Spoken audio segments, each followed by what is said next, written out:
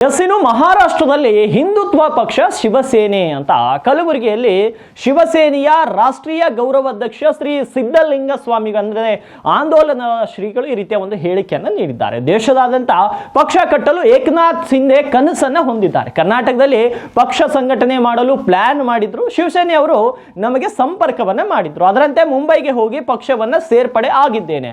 ಇದು ಕಟ್ಟರ್ ಹಿಂದುತ್ವವಾದಿ ಪಕ್ಷವಾಗಿದೆ.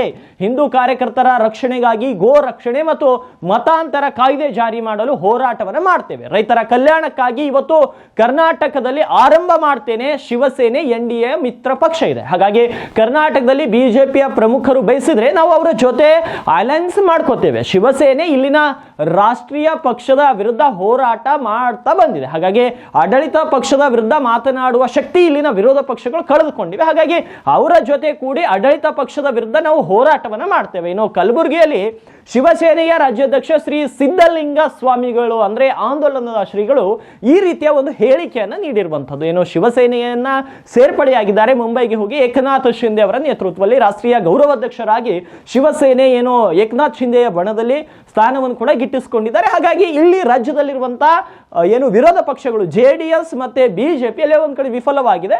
ಈಗ ನಾವು ಅವರು ಒಪ್ಕೊಂಡ್ರೆ ನಾವು ಅವ್ರ ಜೊತೆ ಸೇರಿ ಕೆಲಸ ಮಾಡ್ತೀವಿ, ಇಲ್ಲಾಂದ್ರೆ ನಾವು ರೈತರ ಕಲ್ಯಾಣಕ್ಕಾಗಿ ಹೋರಾಟ ಮಾಡ್ತೀವಿ, ಹಿಂದೂ ಪರ ಕಾರ್ಯಕರ್ತರ ನೆರವಿಗೆ ಬರ್ತೀವಿ ಅಂತ ಶಿವಸೇನೆಯ ಗೌರವ ಅಧ್ಯಕ್ಷರಾಗಿರುವಂತಹ ಮತ್ತು ಶಿವಸೇನೆಯ ಕರ್ನಾಟಕ ರಾಜ್ಯಾಧ್ಯಕ್ಷ ಶ್ರೀ ಸಿದ್ದಲಿಂಗ ಸ್ವಾಮಿಗಳು ಈ ರೀತಿಯ ಒಂದು ಹೇಳಿಕೆಯನ್ನ ನೀಡಿರುವಂತದ್ದು.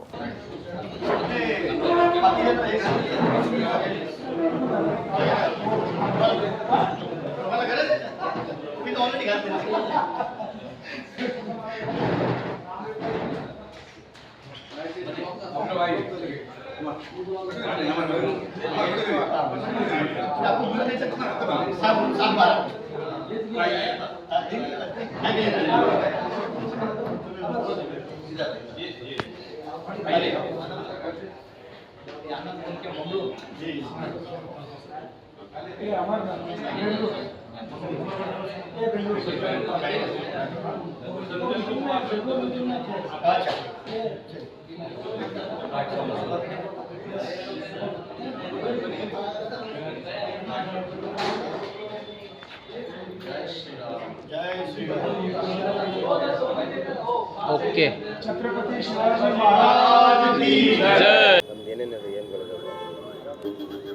ನೋಡಿ, ಮಹಾರಾಷ್ಟ್ರದಲ್ಲಿ ನಿರಂತರವಾಗಿ ಹಿಂದುತ್ವದ ಹೋರಾಟವನ್ನು ಮಾಡಿ ಬಾಳಾ ಸಾಹೇಬ್ ಠಾಕ್ರೆ ಅವರು ಶಿವಸೇನೆ ಪಕ್ಷ ಸ್ಥಾಪನೆ ಮಾಡಿದ್ದಾರೆ. ಈ ಶಿವಸೇನೆಯ ಪಕ್ಷ ಕಟ್ಟರ್ ಹಿಂದುತ್ವವಾದಿ. ಮಹಾರಾಷ್ಟ್ರದ ಹಿಂದಿನ ಮುಖ್ಯಮಂತ್ರಿ ಹಾಗೂ ಈಗಿನ ಉಪಮುಖ್ಯಮಂತ್ರಿ ಏಕನಾಥ್ ಶಿಂದೆ ಅವರ ನೇತೃತ್ವದಲ್ಲಿ ಇಡೀ ದೇಶಾದ್ಯಂತ ಎಲ್ಲ ರಾಜ್ಯಗಳಲ್ಲಿ ಶಿವಸೇನೆ ಸ್ಥಾಪನೆ ಆಗ್ತಾ ಇದೆ. ಆ ನಿಟ್ಟಿನಲ್ಲಿ ಕರ್ನಾಟಕದಲ್ಲಿಯೂ ಕೂಡ ಶಿವಸೇನೆ ಸ್ಥಾಪನೆ ಮಾಡಬೇಕು ಅನ್ನುವಂಥ ಉದ್ದೇಶ ಅವ್ರದ್ದಾಗಿತ್ತು.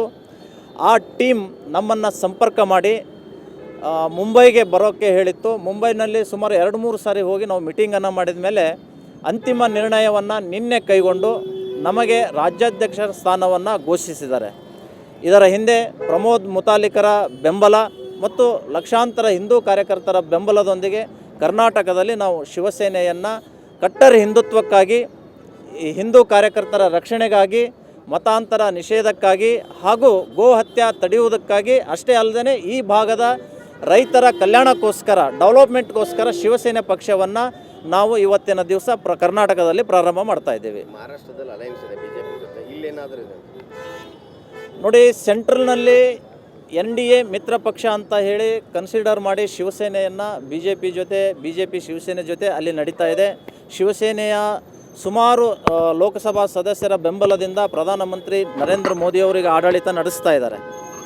ಇಲ್ಲಿ ಕರ್ನಾಟಕದಲ್ಲಿಯೂ ಕೂಡ ಕರ್ನಾಟಕದ BJPಯ ಪ್ರಮುಖರು ಬಯಸಿದರೆ ನಾವು ಕೂಡ ಅವರ ಜೊತೆಗೆ ಮಾತುಕತೆ ಆಡಿ ಅಲಯನ್ಸ್ ಆಗಿ ಹೋಗಲಿಕ್ಕೆ ನಾವು ಸಿದ್ಧರಿದ್ದೀವಿ ಅನ್ನುವಂಥದ್ದು ನಾನು ತಿಳಿಸ್ತಾ ಇದ್ದೇನೆ. ಈ ನಮ್ಮ ಇಲ್ಲೆಲ್ಲ ರಾಷ್ಟ್ರೀಯ ಪಕ್ಷದೊಂದಿಗೆ ಇದು ಮಾಡಬೇಕಾದ್ರೆ ದೊಡ್ಡ ಸವಾಲದಂದ್ರೆ ಅದನ್ನು ಯಾವ ರೀತಿ ಮಾಡ್ತಾರೆ ನೋಡಿ, ಶಿವಸೇನೆ ಕೂಡ ಯಾವುದೇ ರಾಷ್ಟ್ರೀಯ ಪಕ್ಷಕ್ಕಿಂತಲೂ ಕಡಿಮೆ ಏನಲ್ಲ. ಶಿವಸೇನೆಯ ಛಾಪು ಇಡೀ ದೇಶಾದ್ಯಂತ ತನ್ನದೇ ಆದಂತಹ ಒಂದು ಬಾಹುಳ್ಯ ಪಕ್ಷ ಇದೆ. ಹೀಗಾಗಿ ಇಲ್ಲಿಯ ರಾಷ್ಟ್ರೀಯ ಪಕ್ಷಗಳಿಗೆ ಸವಾಲು ನಮಗೇನು ದೊಡ್ಡ ವಿಷಯ ಅಲ್ಲ. ಈಗಾಗಲೇ ನಮ್ಮ ಸಂಘಟನೆಯಿಂದ ಹೋರಾಟ ಮಾಡ್ತಾ ಆ ಪಕ್ಷಗಳನ್ನು ಎದುರಿಸ್ತಾ ಬಂದಿದ್ದೀವಿ. ಈಗಲೂ ಕೂಡ ಅದೇ ನಿಟ್ಟಿನಲ್ಲಿ ರಾಜಕೀಯವಾಗಿ ಎದುರಿಸ್ತೀವಿ ಅನ್ನುವಂಥ ವಿಶ್ವಾಸ ನಮಗೆ ಸಂಪೂರ್ಣವಾಗಿ ಇದೆ ಸರ್. ಕಲಬುರಗಿಯಲ್ಲೂ ಕೂಡ ವಿರೋಧ ಪಕ್ಷನೇ ಇಲ್ಲ, ಆಡಳಿತ ಪಕ್ಷಕ್ಕೆ ಎಚ್ಚರಿಸುವಂಥ ಕೆಲಸ ಆಗ್ತಿಲ್ಲ. ಇಲ್ಲಿ ಸಾಕಷ್ಟು ರೈತರದಾಗಲಿ ಜನರದಾಗಲಿ ಸಾಕಷ್ಟು ಸಮಸ್ಯೆಗಳಿದ್ದಾವೆ, ಅದ್ರ ಬಗ್ಗೆ ಯಾವ ರೀತಿ? ಕೇವಲ ಕಲಬುರಗಿ ಅಲ್ಲ ಸರ್, ಭಾಳ ಬೇಜಾರದ ಸಂಗತಿ ಅಂದರೆ ಇಡೀ ಕರ್ನಾಟಕದಲ್ಲಿಯೂ ಆಡಳಿತ ಪಕ್ಷದ ವಿರುದ್ಧ ಮಾತನಾಡುವಂಥ ಶಕ್ತಿ ಕೆಲವೊಂದು ಪಕ್ಷಗಳು ಕಳ್ಕೊಂಡಿದ್ದಾರೆ ಅಂತ ಹೇಳಲಿಕ್ಕೆ ಯಾವುದೇ ಹಿಂಜರಿಕೆ ಇಲ್ಲ. ಹೀಗಾಗಿ ಅಂತಹ ಪಕ್ಷಗಳ ಜೊತೆಗೆ ಸೇರಿಕೊಂಡು ಅವರಲ್ಲಿಯೂ ಕೂಡ ಧೈರ್ಯ ತುಂಬಿ ಆ ಆಡಳಿತ ಪಕ್ಷಕ್ಕೆ ಕಿವಿ ಹಿಂಡುವಂಥ ಕೆಲಸ ನಾವು ಮುಂದಿನ ದಿನಗಳಲ್ಲಿ ಮಾಡ್ತೇವೆ ಖಂಡಿತವಾಗಿ.